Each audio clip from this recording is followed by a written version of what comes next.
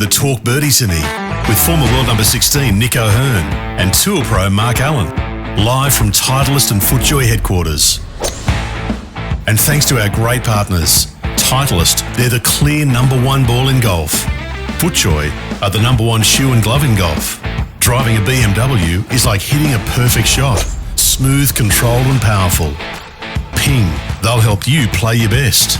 The Golf Clearance Outlet beat everyone's prices. And Better, the fastest and easiest betting app in Australia. Now, from Titleist and FootJoy headquarters, it's time for Talk Birdie Semi.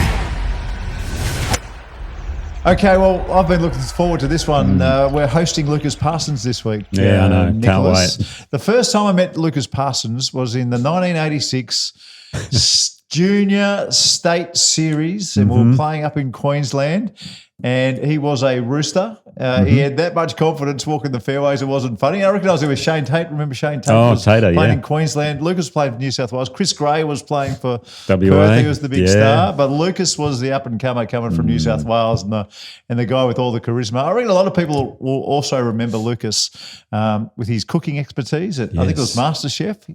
Went really close to winning that, but he won a couple of New Zealand Opens. You're going to have to help me here. He won the Greg Norman Classic, which was a biggie. And look, he either played in a World Cup for Australia or he played the President's Cup, I think, as one or the other. Not sure. I'm not sure. We better ask him ourselves when we welcome Lucas. G'day, Lucas. G'day, guys. Good to see you. Was it a President's Cup or was it a World Cup? Actually, Tate, it was a World Cup. I didn't play President's Cup. World Cup. Played with Pom, Peter O'Malley, which was a lot of fun because we were drawn with Tiger and Duval in the third round, and wow, they were 1 and 2 in the world. So that was a lot of fun. So how did it all get started for you, Lucas, coming from Orange? I remember you're from Orange. You hit the ball a million miles. I remember that when I first met you, or maybe I've got a feeling I played with you at some stage back in that junior series. How did it all start for you? Look, it started with my dad, really.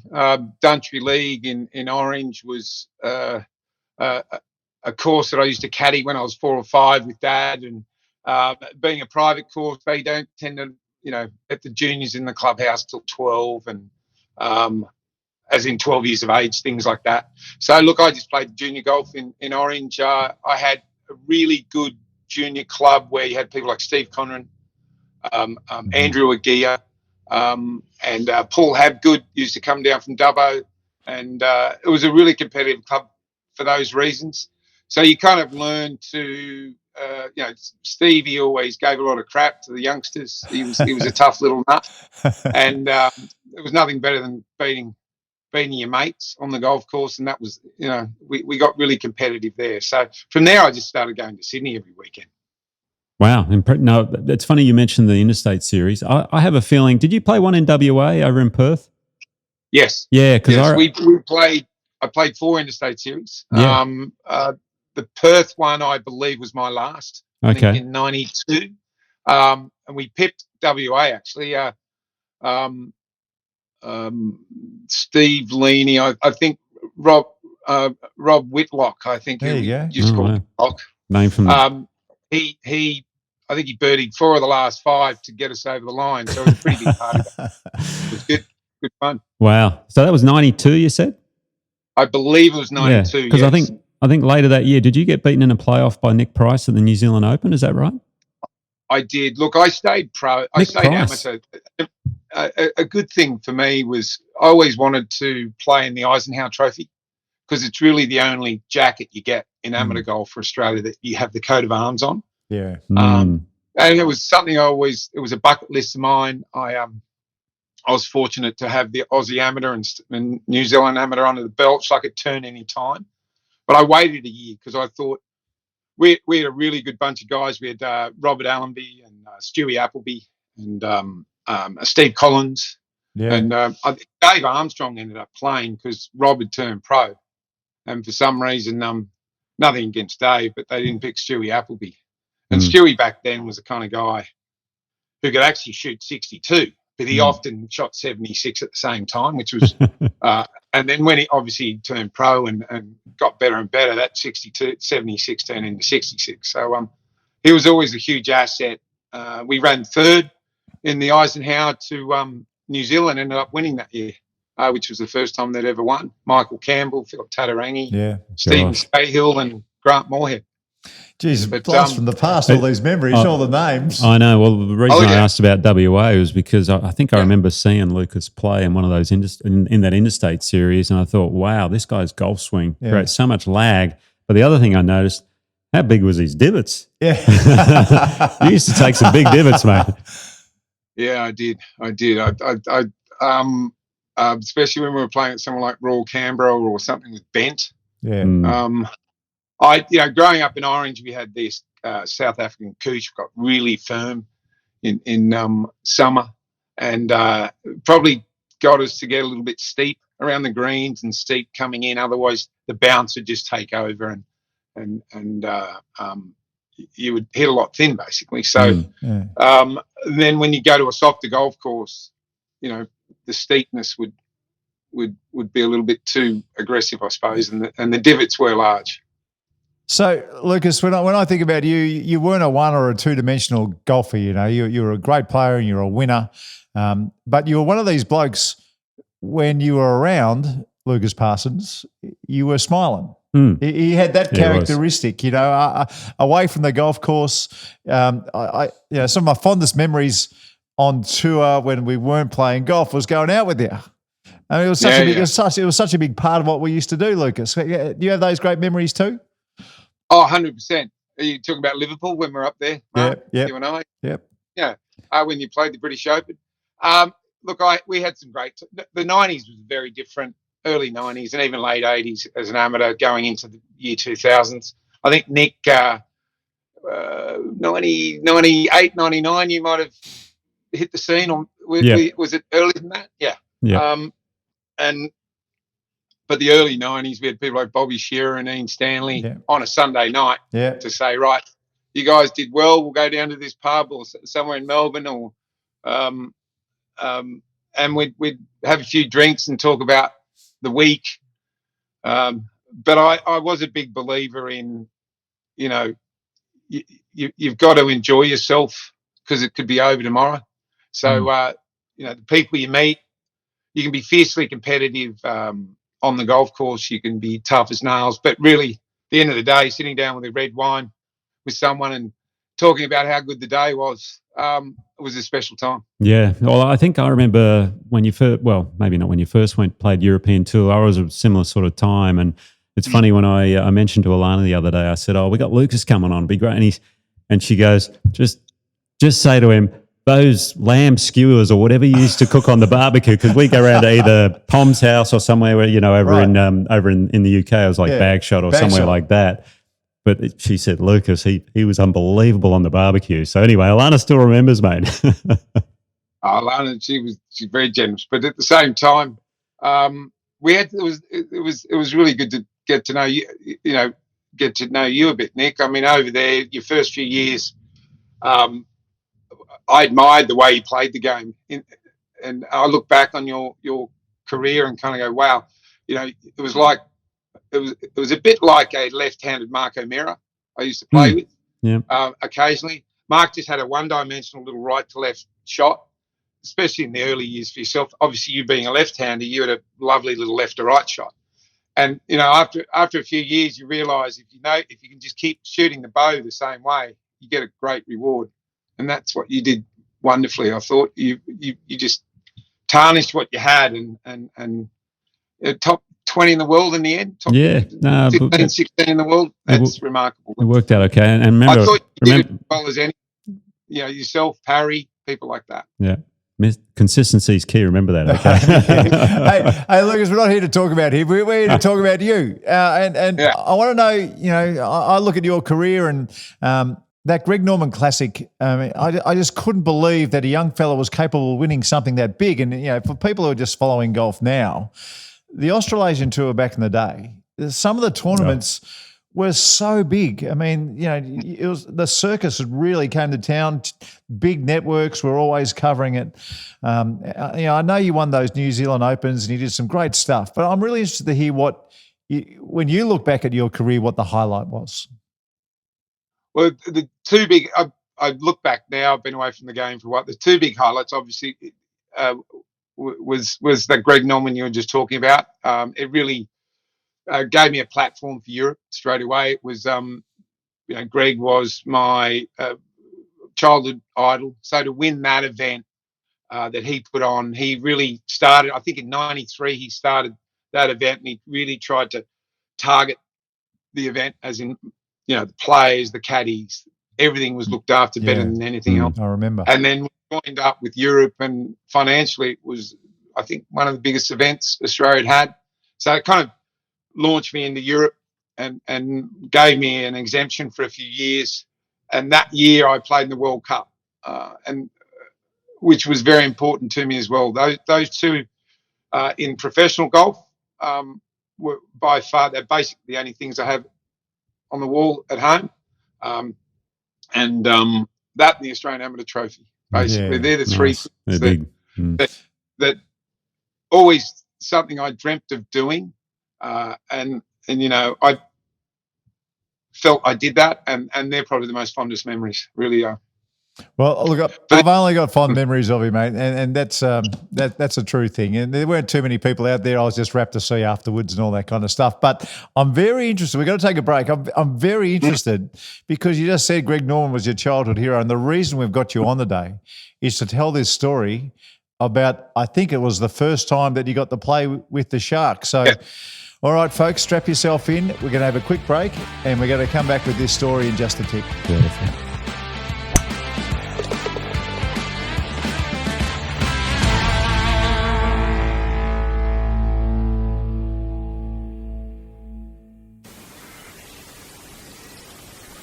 If you're planning a Gold Coast holiday, we've got an idea for you. Just 23 minutes from Surfers Paradise, you'll find one of Australia's most stunning golf experiences. Links Golf and Wellbeing at Hope Island is a premium 18-hole course designed to challenge and entertain whatever your skill level. We can't guarantee that you'll hit the ball like Scotty Scheffler, but with lush fairways, pristine greens and a link-style layout, you'll have a great time trying. And with a friendly modern clubhouse, including a restaurant and bar, Links Golf and Wellbeing at Hope Island makes you feel just as welcome off the course as you are on. And of course, there's a well-equipped pro shop, putting greens and driving range. So whether you come for the golf, the food or the company, next time you visit the Gold Coast, we'd love you to drop into Links Golf and Wellbeing Hope Island. Visit us at linkshopeisland.com.au.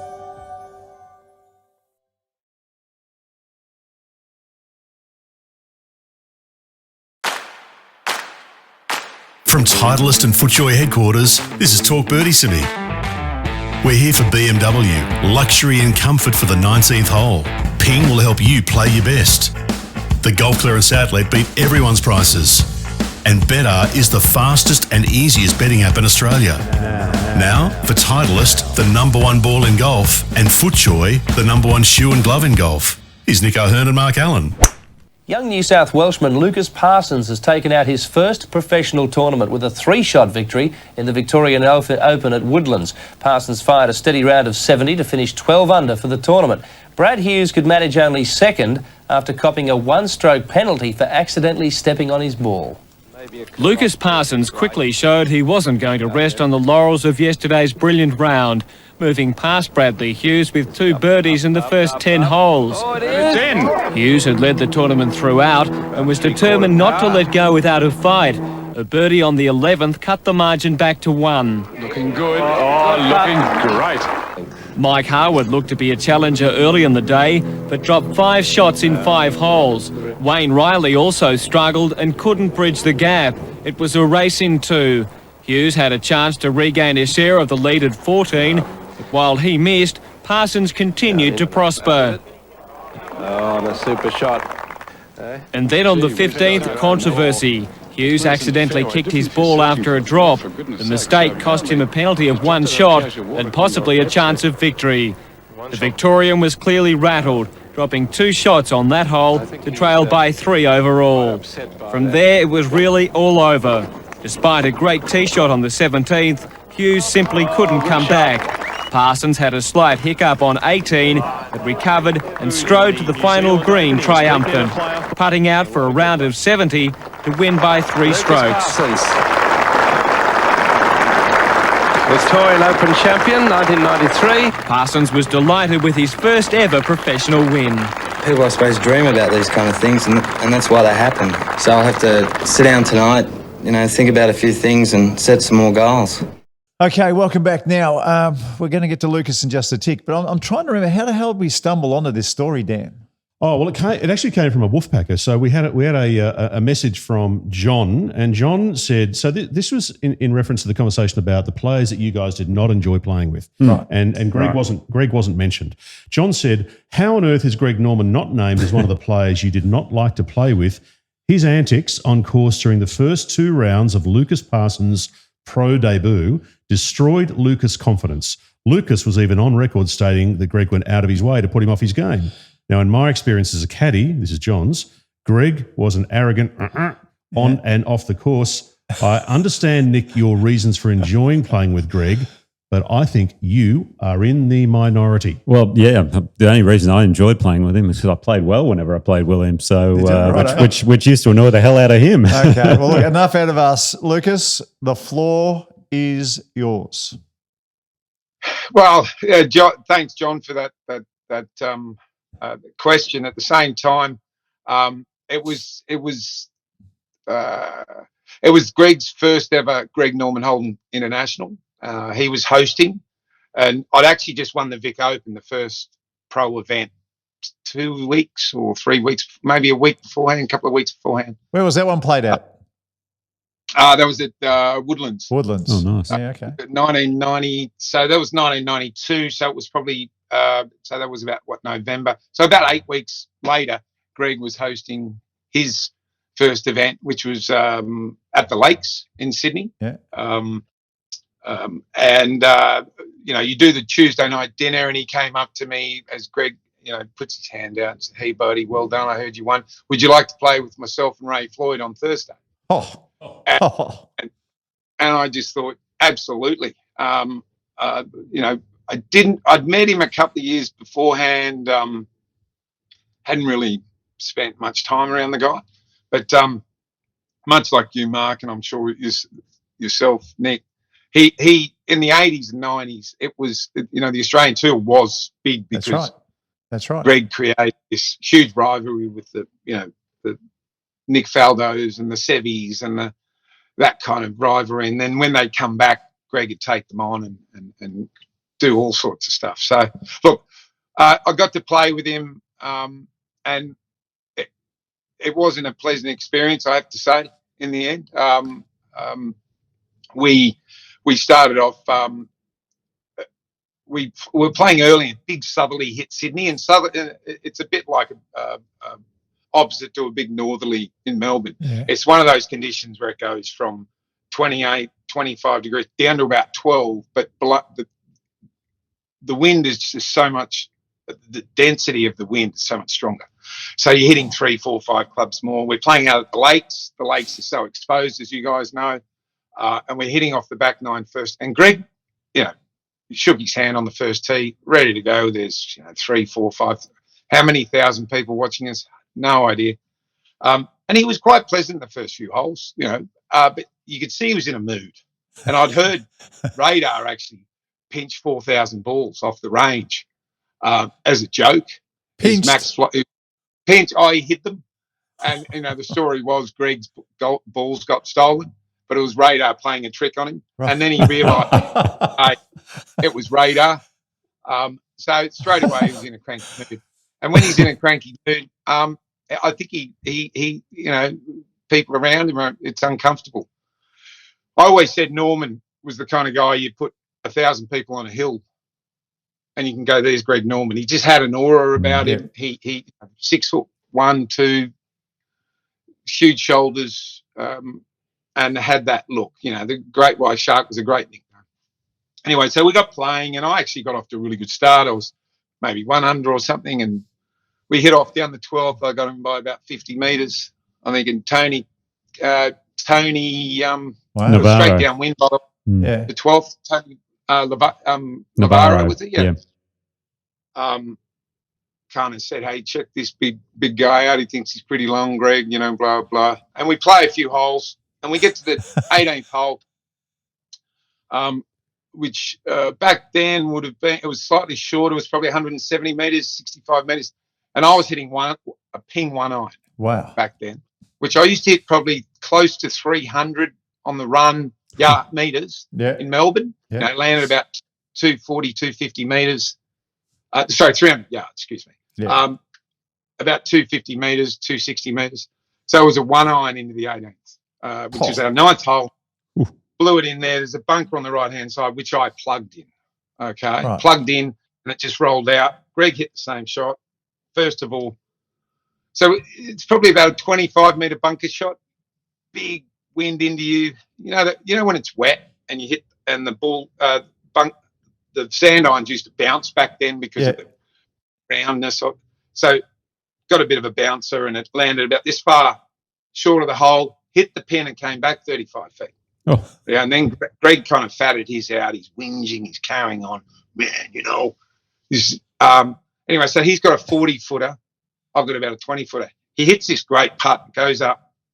I couldn't see where the ball had landed on the hole, on the green. So it's landed about this far. He gets about this far from the hole and it just goes whoop, sideways and moves to the left. Well, geez, was I in the poop? Oh. Greg goes to look, and you can see this, like the skid mark on the green, where it hadn't pitched, but it made a skid where it had skid. Yeah. Well, the next 5 minutes, I just copped it. I can't believe I let you play with us, you effing little prick, you effing this. Are you kidding?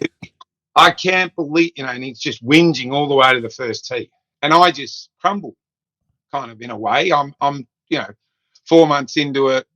I think Greg was number 1 in the world. He's my idol. Yeah. And I just crumbled a bit to where I kind of didn't. I kind of said, well, sorry I didn't see it. He said, that's not an excuse, man. You should be. I can't believe we asked you to play with us. I just kind of crumbled a bit emotionally. We played. I shoot 46 the front nine, I was just a 3-putted hole.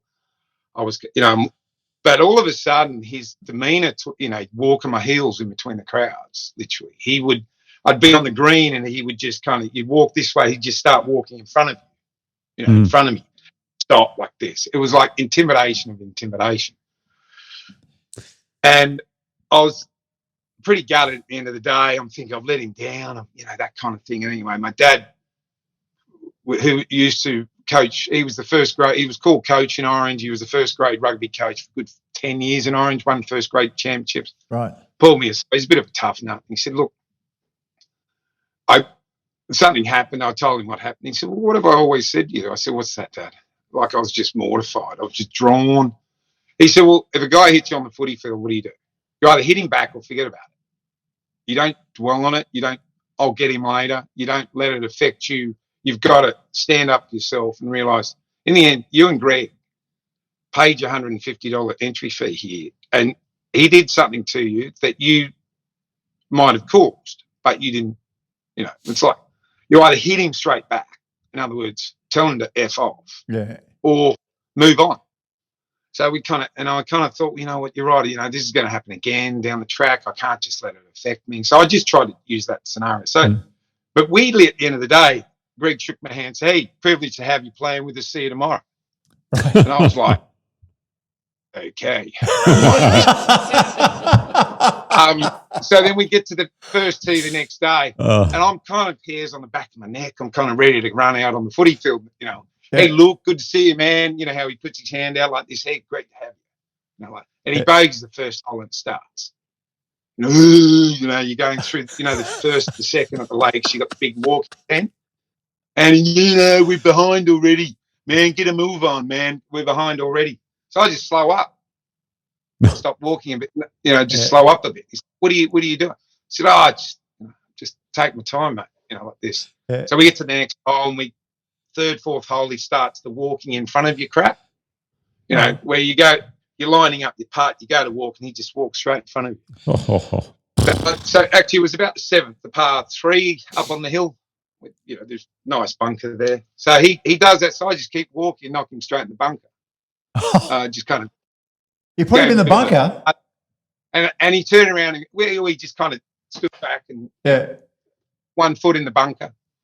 And he turned around to me, he said, oh, sorry, I didn't see you. I said, neither did I, mate. Sorry about that. So then done conferences up, and I think I'm bloody Greg Norman, don't I? Yeah. So I'm now trying to get in his road, trying to do the same thing.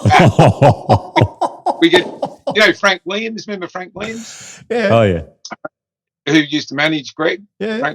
Frank Williams. Yeah. Yep, Used to be a vacuum salesman. Ended up being a superstar. I'd shoot 69, and Greg, I think, shot. He made the cut. He's standing on the 18th hole. He's got a 20-footer, and I'm like 3 feet from him doing this, watching him putt, from about 20 feet. He doesn't do anything.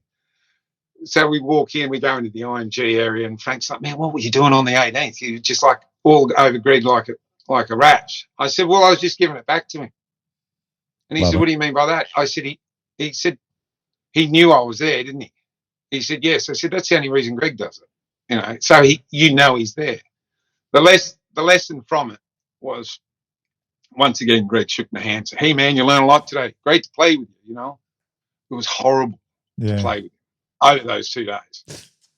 The lesson was, I learned that I actually stopped doing that after that, because I actually felt crap doing it, because all of a sudden I wasn't grading on golf and stuff like that. For some reason, Greg thought, it just the intimidate. He just thought, I think he did that to people he could prey on a bit and kind of intimidate and get cranky and I think he's certainly a better friend than enemy, because he was horrible those 2 days. Since then, though, I have to admit, I played with him. I think we were over in the BMW in '95, and he's on the range. And he's like, "Come on, let's go and have a game." He took me out for 4 or 5 games. He probably respected you. He probably respected your comeback and you standing up and not backing away. He probably respected that.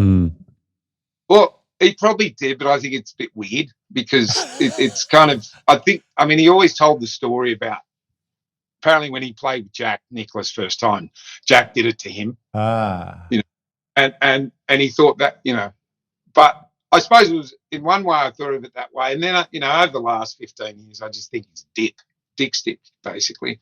He didn't realise that, the occasional person you do that to, okay, maybe it is a bit like being on a footy field. If you're going to hit someone and they hit you back, you're not going to hit them again, are you? That's right. True. Well, that was my story. I was pretty gutted, and then he warmed to me over the years, so that was pleasant. So the amazing thing about them, it's a great story, and it lived up to everything I thought it might. But the amazing thing is, one of your career highlights, we've got this beautiful picture of him shaking hands with you when you win his tournament. So, at that stage, what was that, 2 or 3 years later? No, that was 7 years later. 7 years later.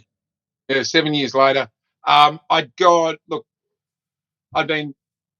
played the States in '96. Lost my card and gone back, got divorced, and kind of had a couple of years playing Fiji and all the mini tours around. Because I kind of went from, I think I ran 152 or something, and back then you had to run 150 to go to the finals. So then I went to the second stage, missed by a shot, and I wasn't overly happy about that. And then all of a sudden you're in limbo, you're kind of nowhere. This is in the States, it is.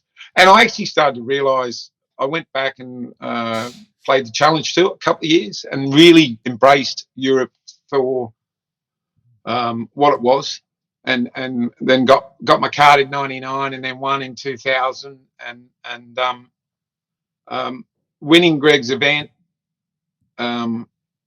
was more of an honour, I think, because of what it represented, because Greg was the one who gave me the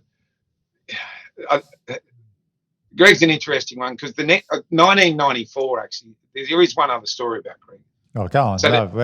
You've got to say it now. Yeah, you'll like this one. This is actually where it went even further south, where we were drawn together the third round, the Australian Open at Royal Sydney in 1994. I don't know, Allenby Oval kind of scenario. Remember when they went to... So last round, we get drawn 10:30 in the morning. So there's 20,000. It's, the first at Royal Sydney, what it's 5 like. deep. And, big nor'easter India out of the left. so he lays up and I go at it, probably 20 feet short of the green. He hits it into about 8 feet. I chip it up to 4 feet, and there would be, I don't know, 20 deep, the first hole there. Yeah. And he goes up and goes, I'll finish.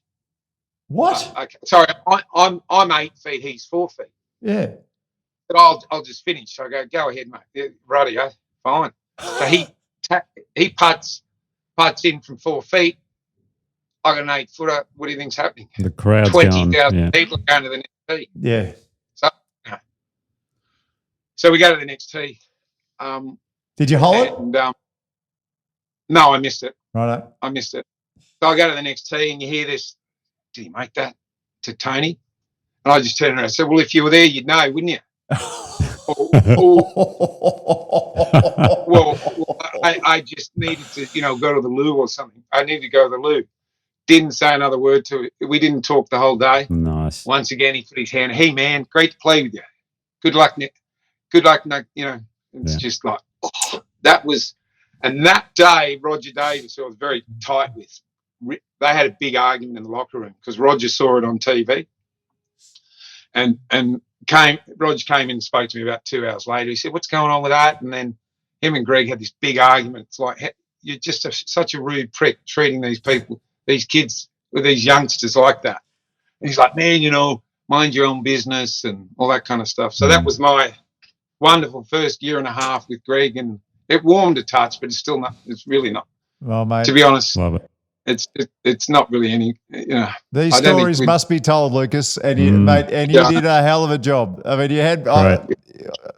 It is a dick move. Ripper. It is a dick move when you got massive crowds and they're there for them, and then you putt out. Like the good ones will wait and say, look, you putt out because I know what's going to happen. Like Tiger, for example, he would he wouldn't do that. He would sort of just away you go.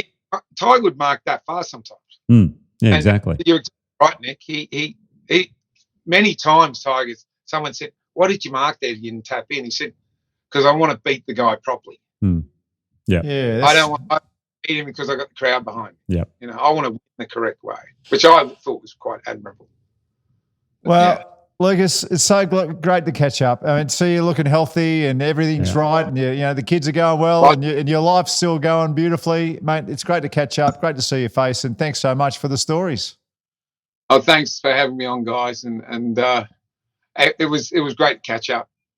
Yeah. You think I haven't aged? You guys should look in the mirror. You're looking great. Well, yeah. Thanks, mate. Say hi to Simone for us. Well, Lucas Parsons, he was a superstar. I mean, he's one of the best blokes you'd ever meet, really. One of the best blokes you'd ever meet out there. A hell of a golfer, and a hell of a storyteller as well. Anyway, folks, we'll see you next time. All right.